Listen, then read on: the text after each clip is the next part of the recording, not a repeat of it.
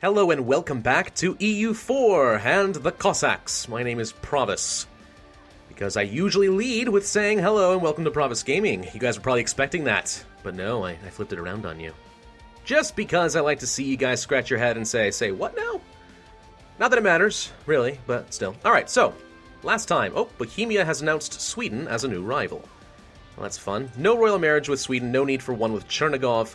And we, unfortunately, still can't rival anybody else. So our power projection has sunk down a little bit. I mean, one thing I suppose I could do if I really wanted to. Let's go ahead and pull our guy away from Sweden. I'm going to bump down to speed 4 while I figure this all out for a second. One thing I suppose I could do is support some rebels. See if I could get a bit of power projection that way. Could I get 11? Possibly. Is there any way for us to see what the unrest is looking like in some of these? 0, 0, 0, 0, lots of zeros. Despite a really nasty war, unfortunately, because I did take territory, a lot of stuff got reset, so they aren't having too many unrest issues. But like I said, I needed that power projection. So if I wanted to support some rebels, let's say I supported the Moldavian separatists for 1.5 ducats a month, could that get me 11 power projection? No. No, it would not. It would get me 2. Not worth it. In order to get enough power projection, I'd probably have to support a really big faction, which would probably cost me several ducats a month, which I can't exactly afford, so... Alright. Well, that's a core done for us. It's just too bad about the power projection, but, you know, it was something. At least we get to have a second leader for a while without any penalties. We're almost done with our missionary down in Sartsin. And there's that. We have a lot of things to convert now, though, and we do get some Patriarch authority because last time around we messed with our estates a little bit. Rebalanced some things. But anyway... yeah, let's go ahead and... I guess we might as well convert this one. You know, one thing I should consider, honestly... Where's a trade map mode? Trade goods, trade. I should consider giving away some of this territory to, like, the boyars. Muscovy I can't give out, of course, that's a capital. Looks like the boyars actually have... all the prime estuary areas. So maybe I can't. What the White Sea? I could give this to the boyars. Or, sorry, the burghers. Of course, what would happen is I get additional trade power in this province. It's only 6 development. That seems alright to me. Getting an extra 50% trade power from this estuary. So that's an extra 5, really. Yeah, that seems reasonable in exchange for basically a 25 autonomy cap here in a pretty otherwise insignificant province. Seems good. Give that to the burghers. Little things like that you can do, but unfortunately it looks like all the other prime trading locations... Well, actually, I take that back. This one, Kazan, is actually fair game. Do I want to give this to the burghers as well?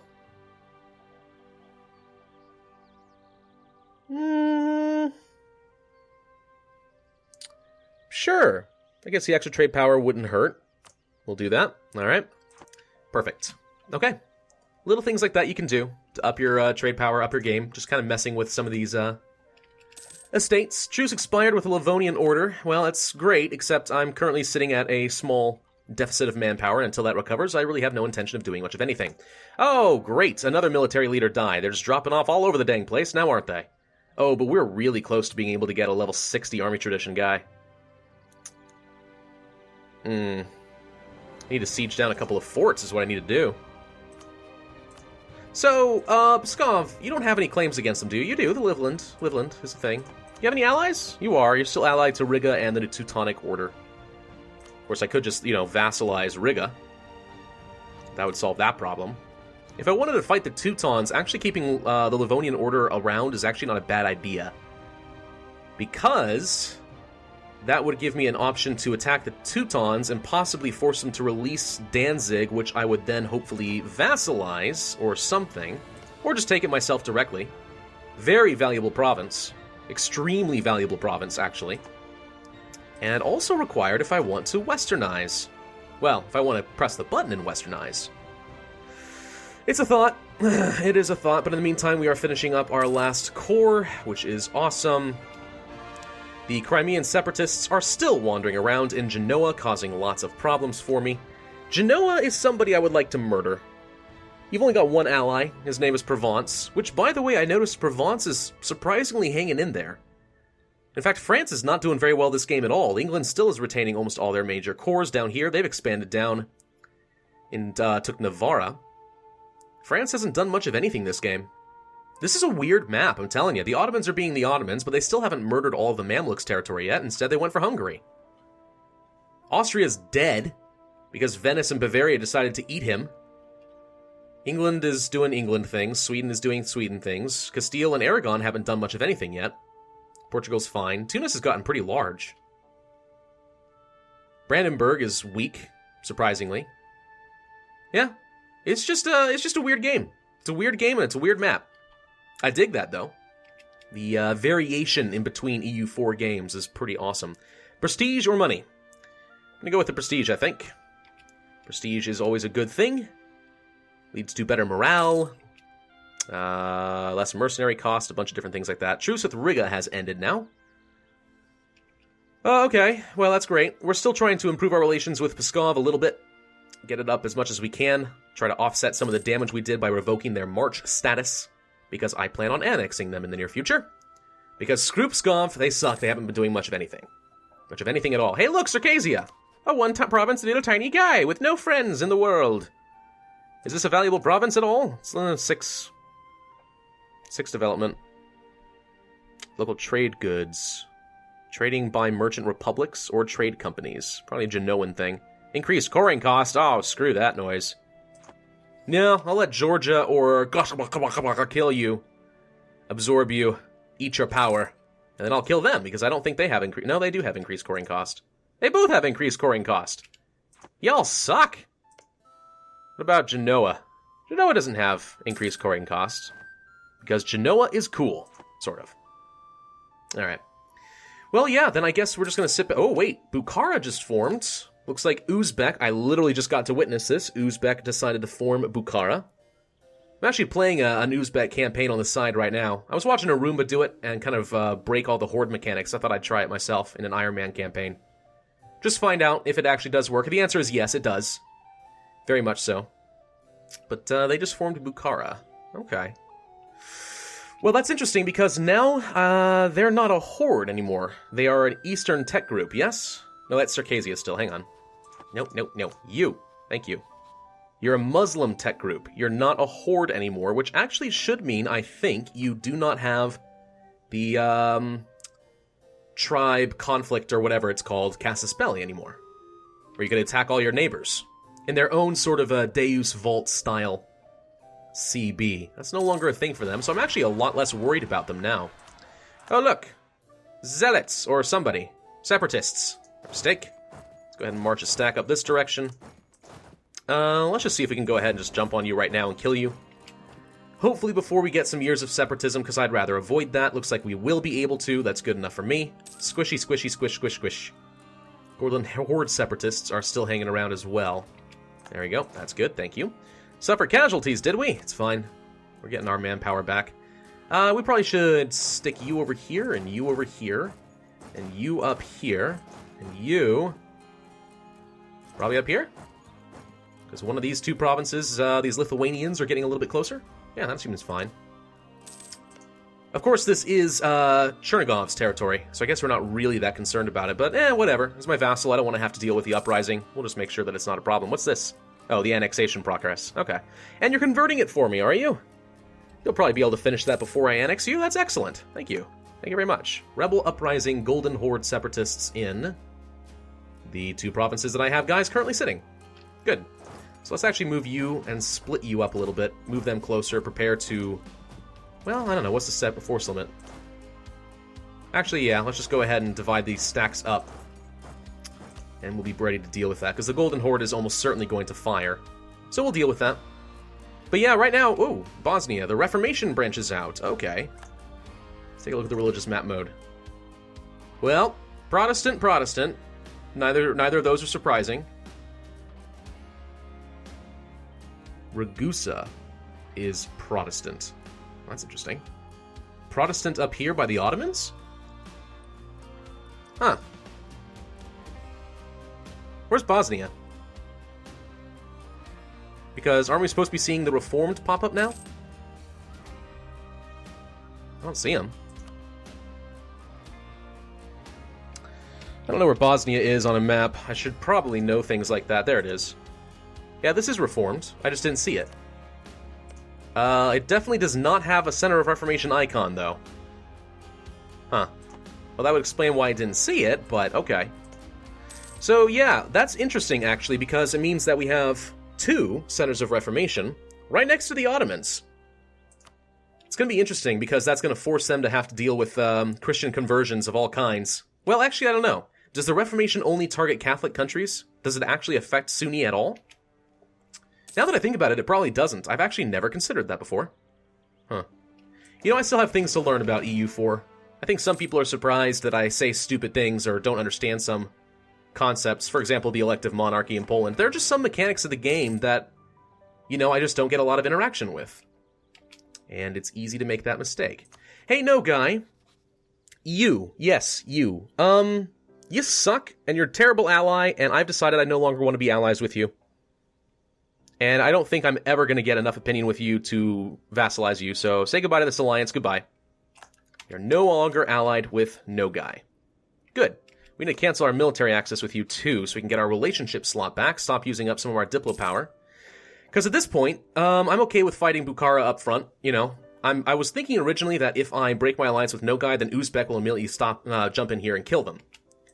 And you really don't want one horde to become dominant, or they'll just kind of hit an exponential curve. But now that he's not a horde anymore, and he can't raise and get that ridiculous level of monarch points and stuff to keep up, then I'm not too worried about it. Bukhara is, at this point, just another Muslim nation, and we can probably handle that. So yeah, say goodbye to no guy. They're no longer an interest to me at all. Alright, let's split these guys up. We are getting some manpower back. Well, we're missing quite a few thousand, it turns out. That was a pretty bloody fight. Invest in an idea. Do we want the yearly prestige? Or do we want to work toward modern theocracy? I'm actually okay with taking a yearly prestige right now. There we go. Not sure I'm going to take Inquisition quite yet, because we don't have any Catholic territory to convert. So that's not going to be a high priority. I think I'll save up for Admin Tech 10 next. We'll pick up the next idea group. We'll get influence ideas.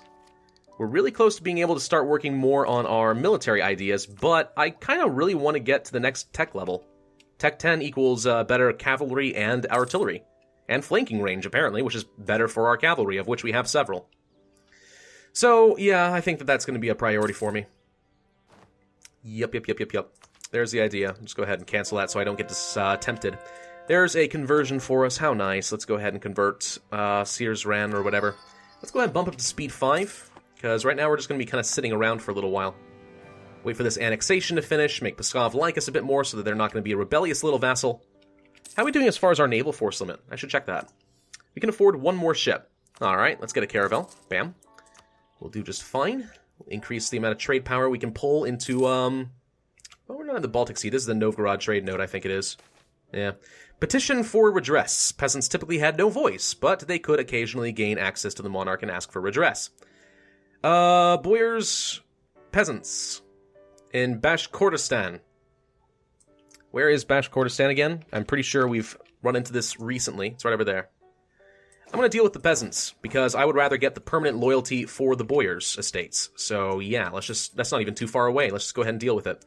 Let's recall our diplomat from Pskov. At this point, there's not much to deal with that. And you're in position, well, soon. Kazan declared war on Nogai. Alright, that's the tribal feud. That's the Casus Belli I was talking about. Alright, peasants. Sorry, peasants, we were waiting for you. We kindly told you to wait a few months before you decided to rebel. Just give us a chance to get ready and we'll come out and play. And that was your mistake. Alright, I'm really getting sick of these Crimean separatists. At this point, I don't think they're going to break anybody. I'm just going to go deal with them. I am really sick of dealing with these things. They're causing all these years of separatism that I don't want to deal with. In territory that's Orthodox now, it's like, what are you going to do? They're not going to rebel. But at this point, I don't know. Genoa has been able to unsiege everything thus far, so it's just not pertinent for me to keep these guys around. We lost Western arms trade. I guess that means we need to improve relations with Sweden a little bit more. Improve relations? Sweden, if you wouldn't mind getting a little bit stronger so that I could rival you again and then kill you. I mean, don't get me wrong, you've been a good ally thus far, but I need more rivals because the power projection is making me sad. And I really like power projection, you know? It's good. Alright, let's kill these guys. I'm really sick of it. That's another conversion for us. Saratov. And go forth and kill. Kashmir has announced the Timurids as a rival. What's the relation between Kashmir, like the country, and Kashmir, like sweaters? Is there any relation at all? I know that made me sound extremely stupid. It's entirely possible that I'm going to sound extremely stupid because I just said that, but... Okay, so, Genoa is now allied to Austria. Austria doesn't matter. Austria is tiny. Austria cannot contribute. Do I want to kill Genoa? Take some territory? Let's think about this for a second. The only reason I would consider doing that is because Azov, it has the Don Estuary. That's local trade power in the Crimean trade node. Is this owned by Genoa as well? It is, actually. This is a really good province, too. More trade power. They do have a trading post. I don't know if that actually gets captured or destroyed if I take it. I mean, I know merchant republics can build them. I can't remember what happens aside from that, though. Well, if I had more power in the Crimean trade node, what would happen? I would be able to have more money flow into Kiev, of which most of it is flowing anyway. And that would flow into Novgorod, where I am collecting currently, because that is my capital trade node. I'm honestly, I think I care more about getting more control in the Baltic Sea than I do about the Crimea, but this isn't a bad thing to have, you know? The other cool thing is if I did take Crimea, that would be some strategic value to me because I'd actually have access to the rest of the Mediterranean from there. You know? The Black Sea. I mean, that's even topical in real life. Russia recently annexed Crimea because of its strategic value. Oh, sure, they say it's because they're protecting Russian citizens who wanted to rebel from Ukraine or whatever. But let's all be honest, we know what was going on there. That's Putin doing Putin things. Because Putin is a badass, but he's also terrifying. Because he's got some very different goals than the United States. I think he wants to bring the former glory of the USSR back. Not that he wants to reform the USSR. This is actually getting a little bit deeper than I probably should be talking about in a YouTube video, but I'm not saying he wants to reform the USSR. I think he just wants to restore Russia to its former glory and become a world player again, which it currently isn't. I mean, it says that it is, and it has a really powerful military. It's not like Russia's inconsequential in the real world. It's just... I'm going to get into Patriarch Authority. It's just they're not as strong as they used to be. They used to be a world power. And now they're not. So I think he wants to he wants to bring that back, and he's trying to flex Russia's muscles a little bit, of which Russia does have many. Russia is a pretty strong country, you know. It's interesting. It's just makes him a little less predictable. Fort defense, manpower, morale of armies. Am I willing to pay a lot of money per month to get an extra monarch point? Yeah, because I need to finish off... Okay, I'm going to take the morale of armies guy. Yes, it means we're not going to make a lot of money, but we are at full maintenance and we're still making all this money. In fact, I can actually reduce that if I'm not planning to go to war right now. I probably should. Let's do that. Army maintenance down to, say, here or whatever. Yeah, we've got a pretty good amount of money coming through. But, yeah, the extra military points will mean that I can get my military tech faster, and we can start working through our quality ideas. Okay. So, yeah. I mean, I don't know why I feel compelled to talk about Putin right now, but I guess there's nothing else to do.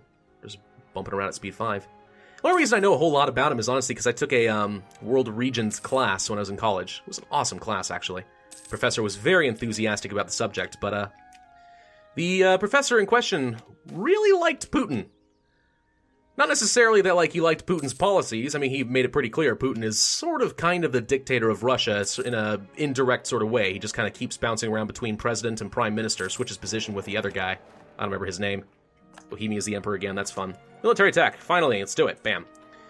But either way, I mean, think about it. The guy, like, I mean, how many world leaders do you know, right, that will ride a horse shirtless while holding, like, a super large assault rifle or something? And he knows how to pilot practically everything known to man. I mean, gosh. He's just interesting in that way, isn't he? Do you want the defensive shock? Actually, I think defensive shock is probably pretty good, so we'll pick that up. And how long are our truce with Lithuania? Because I can't even insult you to get some more power projection, can I? Nope. 5 more years. This is going to tick down well before that. It's unfortunate. You've picked up an ally in Pomerania as well. Huh. I think our next targets are going to be Nogai, Genoa, and the Livonian Order. There's a missionary done. Let's go ahead and get this guy going. I'm actually really curious what the comments are going to say in this video. People going to be supporting Putin? Are they going to say he's an absolute jerk, or what are they going to say? Or are they going to say that I'm some sort of, like, hardcore American who's only interested in, you know, American interests or whatever? Which is partially true. I'm not going to pretend that it's not. Alright, culture conversion costs. Not relevant to us right now, so I'm saving this up for our modern theocracy tech group. But that's going to have to be enough for this video. Let's see what happens with Kazan and Nogai. In fact, let's go ahead and start fabricating a claim against Nogai. What's their most valuable province? Show province. 11, 6, 7, 3. That has iron. Don't care about wool. More iron. And more iron. So we seem to have a winner right here. This will do just fine. Perfect. All right. Well, that's going to have to be enough for this video. Not a lot happens, but we all knew that was going to happen. I have to recover for a little while we annex these guys. So thank you guys for watching. This has been Pravus with EU for the Cossacks. If you enjoyed this video, then hit that like button, leave a comment, and subscribe. And I, as always, will see you guys next time.